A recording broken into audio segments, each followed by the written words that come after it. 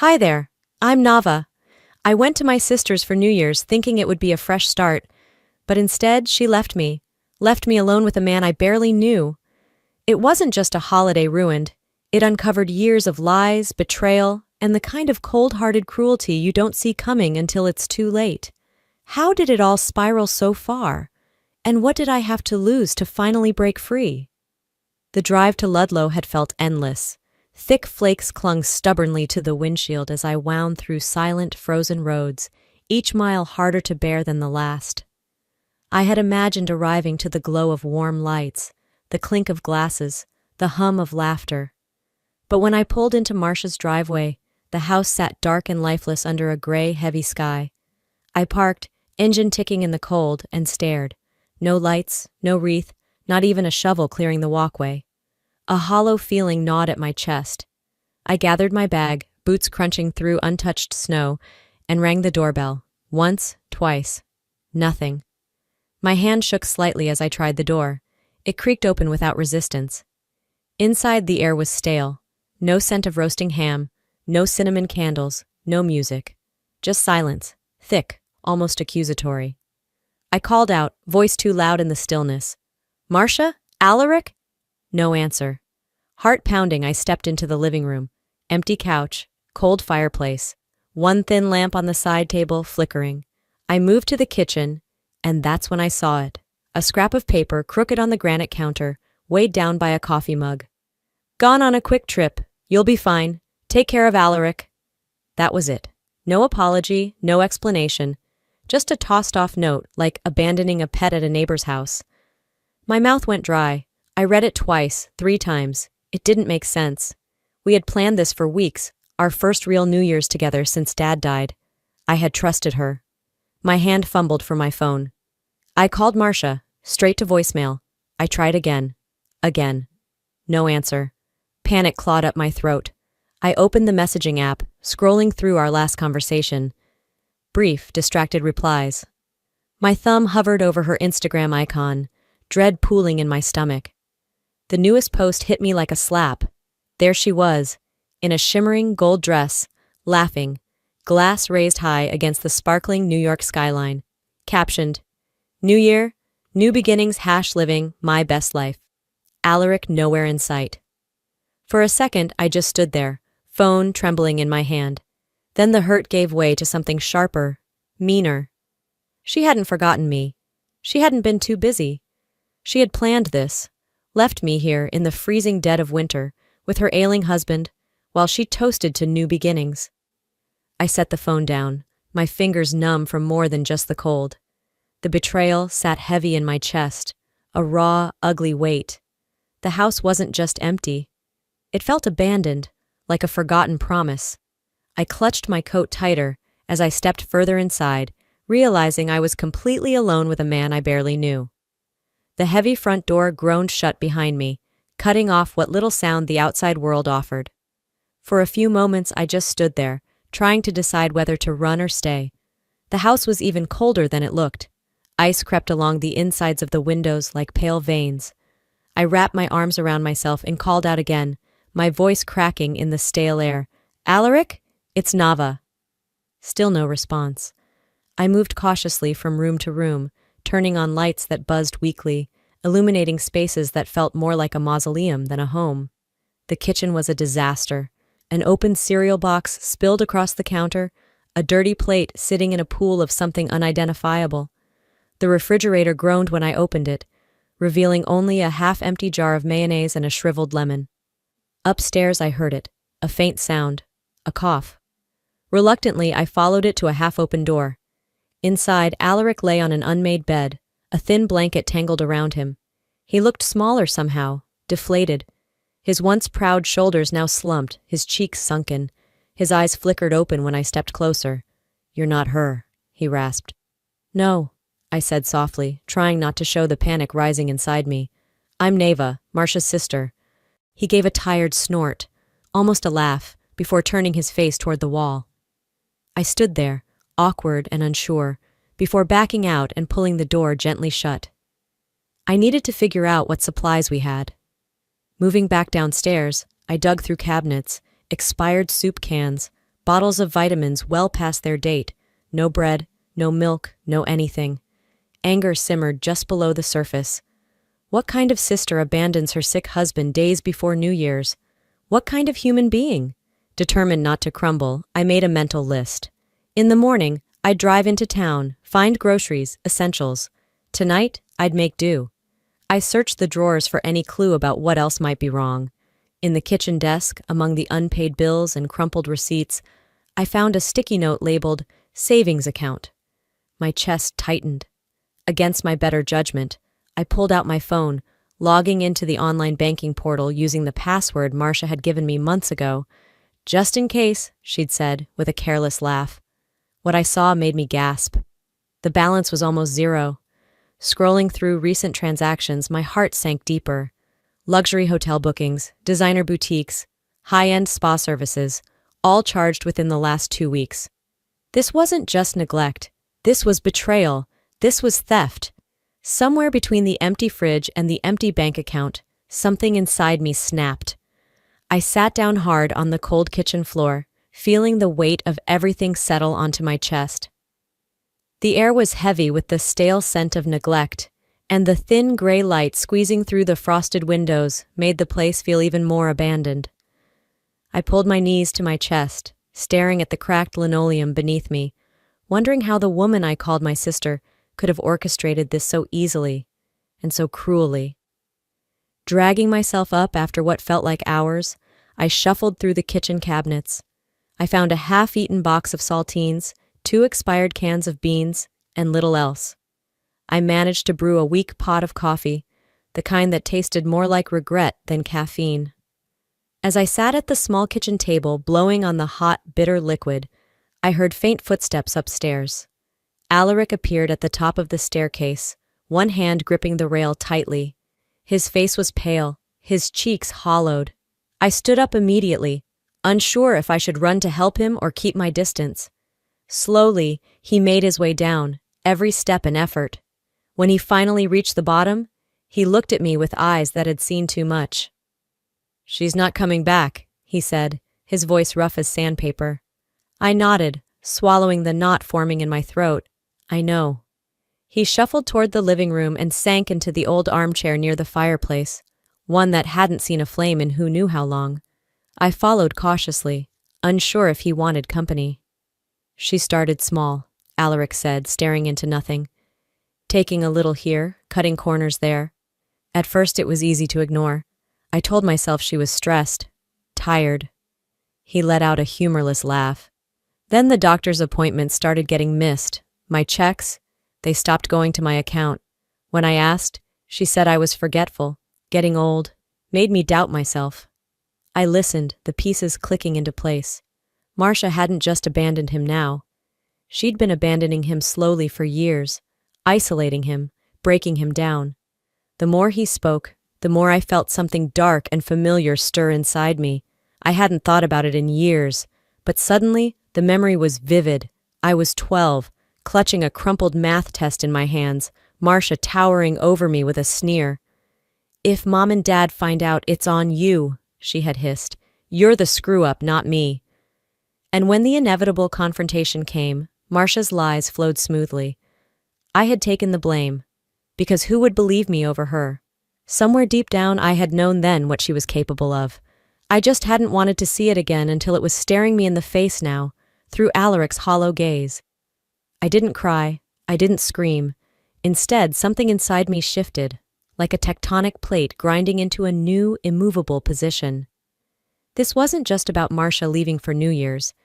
This was about years of betrayal. Patterns disguised as accidents. Cruelty disguised as carelessness.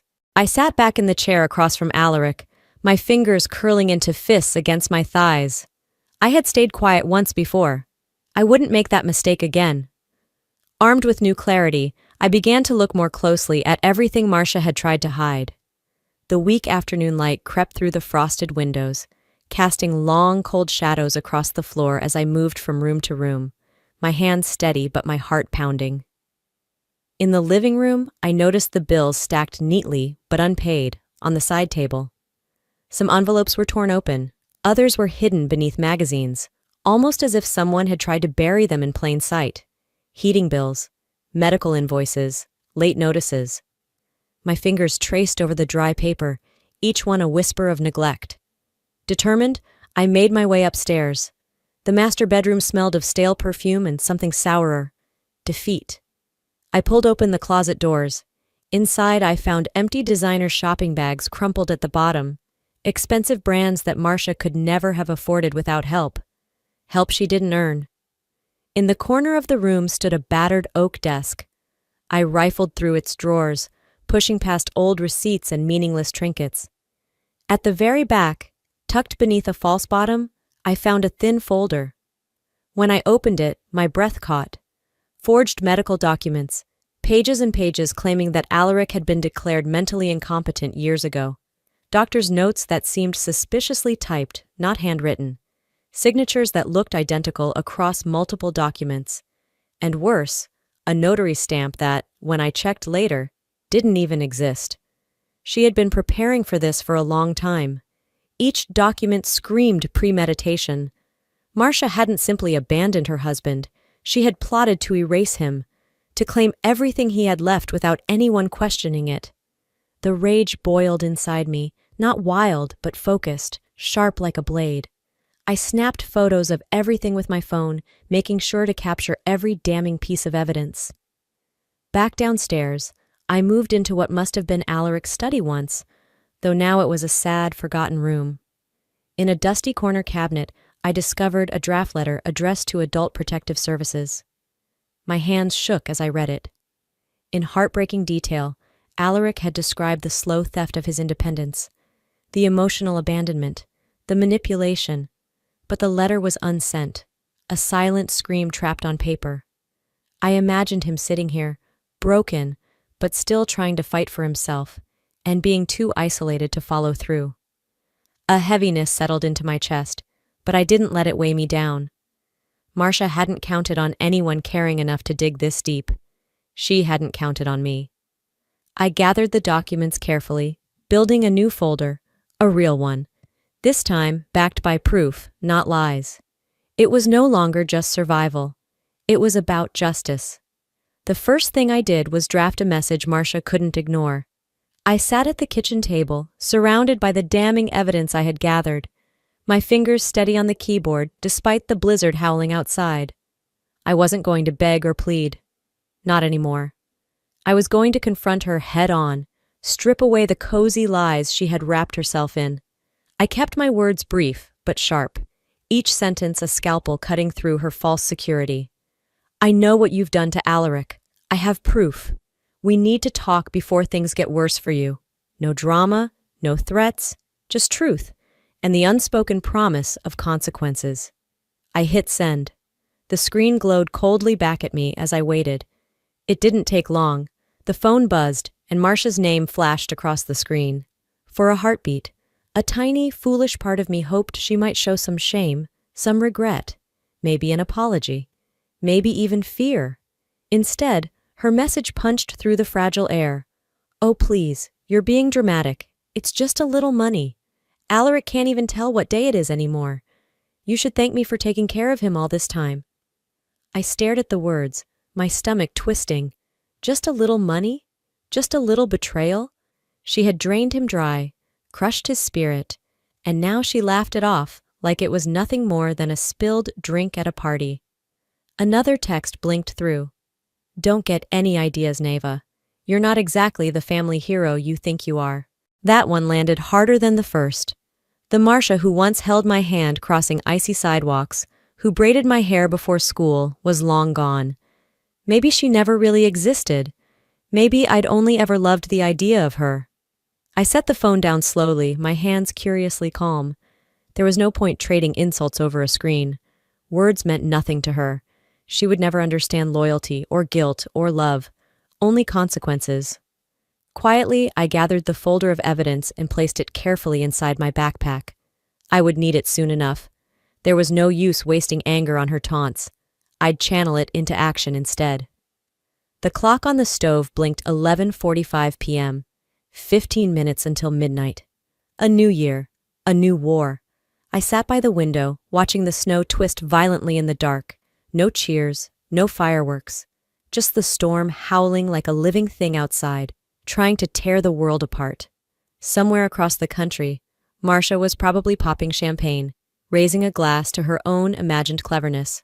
But by morning she would learn exactly how wrong she was to underestimate me. I woke before dawn, the storm still raging, and I knew it was time to move. The windows rattled in their frames, and the world beyond was a wall of white. I pulled a heavy sweater over my chilled body and padded quietly into the kitchen, the floorboards creaking under my steps. The power flickered again, casting the room in stuttering shadows. I had no illusions left. The world outside was brutal, but the real storm was happening inside these four walls. I poured a cup of lukewarm coffee from the pot I'd brewed hours ago. As I cradled it between my hands, my phone buzzed, rattling against the counter. I snatched it up, expecting another useless taunt from Marcia. Instead, it was a call. From her. No, not a real call. A pocket dial. I pressed the phone to my ear, heart pounding. I could hear muffled laughter, clinking glasses, and then Marcia's unmistakable voice. "He's practically a vegetable," she sneered. "Another month tops, then it's all mine." Someone, a man, chuckled darkly. "No one's gonna question it. Old guy, bad weather, frail health, easy out." Marcia's voice dripped with venom. "Neva? She's just another bleeding heart. She won't do a damn thing." I stood frozen in the kitchen, each word slicing deeper than any knife. This wasn't about struggling to care for Alaric. This wasn't about being overwhelmed. It was premeditated, cold, calculated. They were planning to let him die, to profit from it. The rage that flared inside me was unlike anything I'd ever known. Not wild, not chaotic. A quiet, steady burn, like iron heated until it glowed. When the call ended, I set the phone down slowly, deliberately. No screaming, no panicked calls back. Instead, I grabbed a notebook and began writing. Names, steps, allies, Agnes next door. She'd seen enough. A lawyer, Sloan, the one I knew from my old job. Adult Protective Services. Mandatory reporters. I would no longer play defense. It was time to go on the attack. The power flickered again, and I glanced toward the living room where Alaric still slept, unaware of the knives aimed at his back. Protecting him wasn't an option. It was a duty.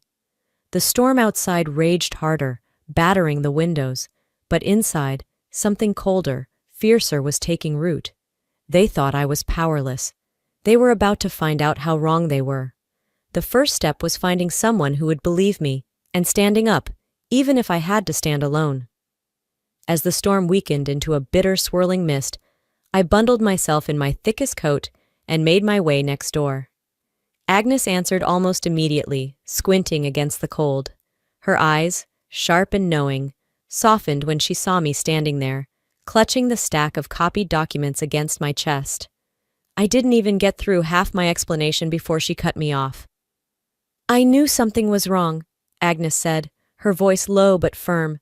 "I've seen too much. I'll back you up, Nava, whatever it takes." A crack formed in the wall of hopelessness inside me. Finally, someone who didn't think I was crazy or overreacting. I nodded, swallowing the lump in my throat. We sat at her kitchen table as she detailed everything she had noticed over the past year. Missed doctor's appointments, bruises Alaric couldn't explain, Marcia's sudden influx of cash. Agnes agreed to make a full statement. We drafted it carefully, word by word, sealing it like ammunition for the battle ahead. I had barely returned home when I saw the unmistakable flash of Marcia's car coming up the icy drive. She stepped out, dressed in designer winter gear, sunglasses shielding her eyes from the gray sky, as if this were some ski resort and not a battlefield she'd created. I didn't wait for her to come knocking. I stood right on the porch as she approached, the wind tugging at my coat.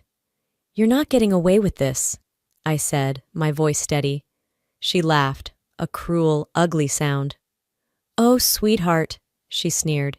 "You really think anyone's going to listen to you over me? You're wasting your time."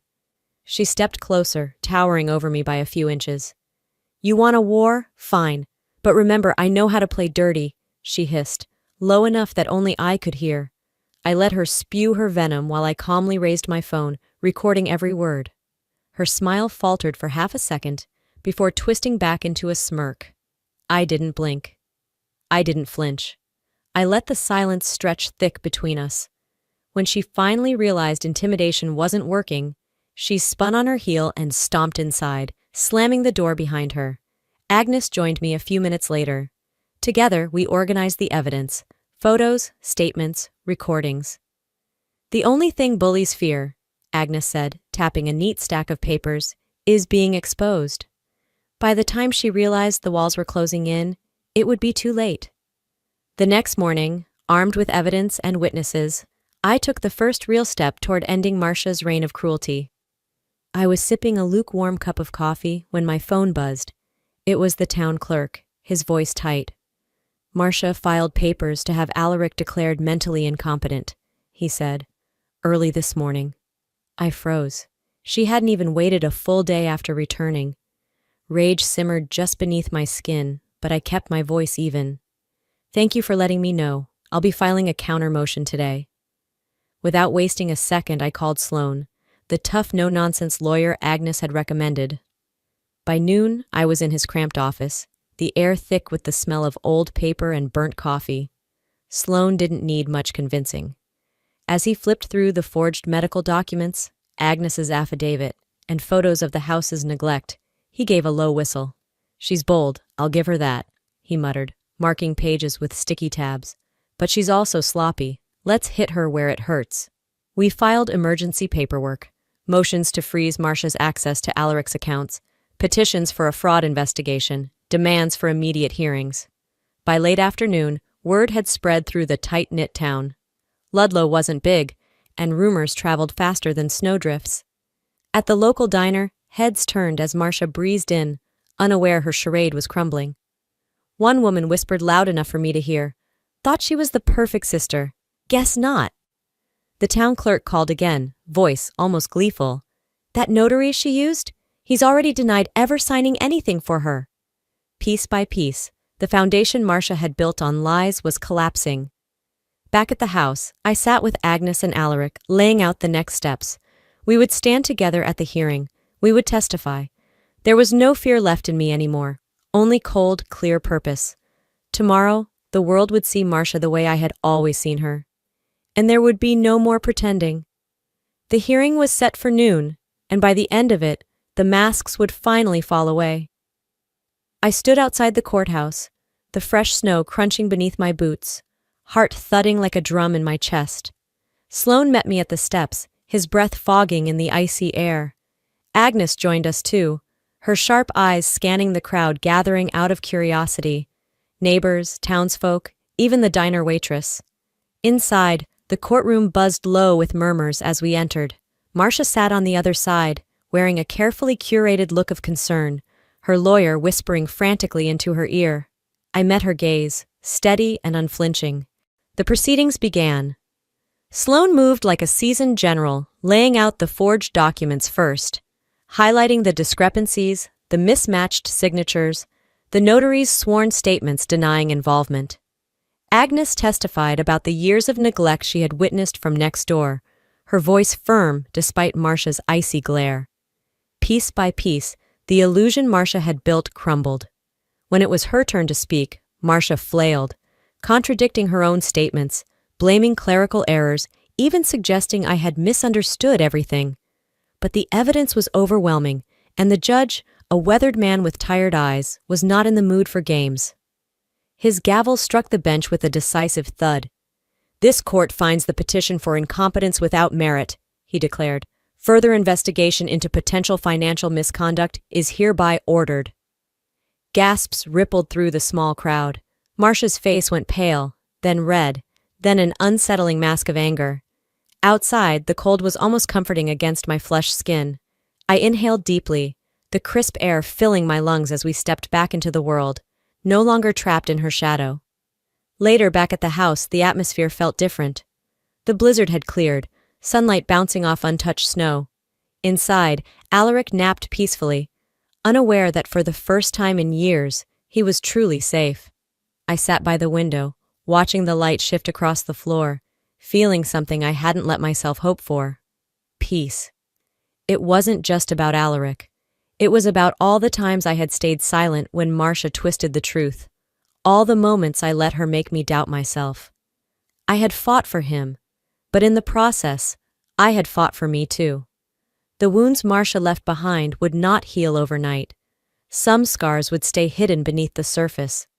But I had chosen not to carry her lies any longer. In the weeks that followed, I started volunteering at a local advocacy group, sharing my story when needed, listening when others needed a voice. Sometimes justice doesn't roar. Sometimes it arrives quietly. But it arrives all the same. When I look back now, standing here after everything, I realize one simple truth.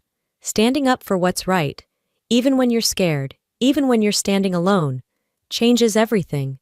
It wasn't easy, it wasn't quick, but choosing courage over silence gave me back not just my dignity, but my life. If there's one thing I can pass on to you, it's this: never let fear decide your future. Justice may not come roaring like a storm, sometimes it whispers, but if you keep pushing forward, it will come, and it will be worth it.